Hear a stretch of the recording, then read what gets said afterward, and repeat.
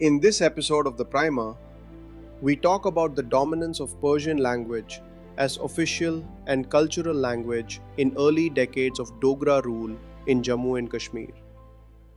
Persian in early Dogra rule, the language of power and polity.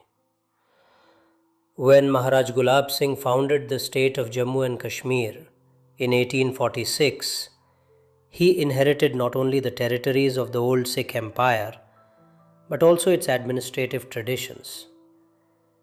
And among them was one of the most enduring legacies of medieval India, the Persian language. For centuries, Persian had been the language of diplomacy, law, and administration across much of northern India. Introduced in the subcontinent under the Delhi Sultanate and elevated by the Mughals, Persian had outlasted dynasties and found its way into the courts of hill principalities and the Sikh Empire alike. When the Dogras established their rule over Kashmir, Persian remained the official language of state, used in records, decrees, taxation, and correspondence. There were practical reasons for this continuity. The Dogra rulers, though Hindu Rajputs from Jammu, governed a population whose administrative elite and literati were already trained in Persian.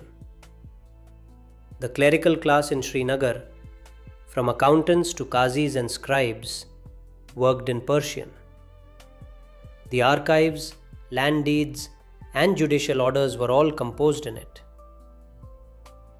To replace Persian abruptly would have meant dismantling the bureaucratic machinery that sustained the new state. Moreover, Persian was more than a working language. It was a shared medium of culture and prestige. Across the subcontinent, Persian symbolized refinement, learning, and legitimacy. In the Kashmir Valley, where Persian literature had long flourished under Muslim rulers, poets and scholars continued to produce works of prose, philosophy, and verse even under the Dogras. Many Hindu and Sikh officials were equally fluent, and the continuation of Persian helped bridge the administrative gap between the new rulers and the established Kashmiri elite. Under Maharaja Ranbir Singh, Persian continued as the language of governance for most of his reign. The Maharaja himself was educated in Persian and Sanskrit, and official communication between provincial offices and the court was still conducted in that tongue. Persian remained the language of law courts and revenue offices, while translations into Dogri or Hindi were made only for limited internal use. The endurance of Persian during this period was also symbolic of cosmopolitan governance. Ranbir Singh presided over a multi-religious, multilingual kingdom stretching from Jammu to Ladakh. Persian provided a neutral administrative link across regions that spoke Dogri, Kashmiri, Balti, and Ladakhi. Its continued use represented a conscious decision to maintain continuity with past institutions rather than impose linguistic uniformity. Yet by the late 19th century, winds of change were blowing. The British Empire had long since replaced Persian with English and vernaculars in its own provinces. And even in Punjab and Delhi, Persian had receded from public use.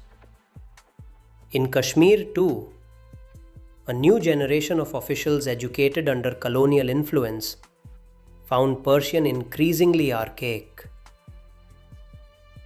Toward the end of Ranbir Singh's reign, Urdu, written in the Persian script but more widely spoken, began to emerge as the practical alternative, eventually replacing Persian under his successor, Maharaja Pratap Singh. But in the mid-19th century, Persian remained the language of record and authority, a vestige of Indo-Islamic culture that carried over into the Hindu Dogra court. Its longevity under Gulab and Ranbir Singh reflected not conservatism, but statecraft.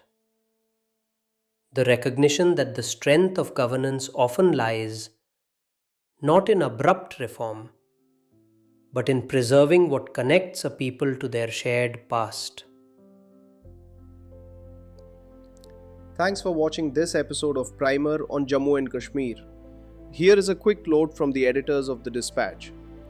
While dealing with historical events, we are conscious of the fact that history has no single view. In places like Jammu and Kashmir, this can be more complicated. While explaining the events of history through this primer, we are taking the best possible care to be objective and to offer context wherever views differ starkly. We welcome you to write to us and enrich the knowledge base on Jammu and Kashmir.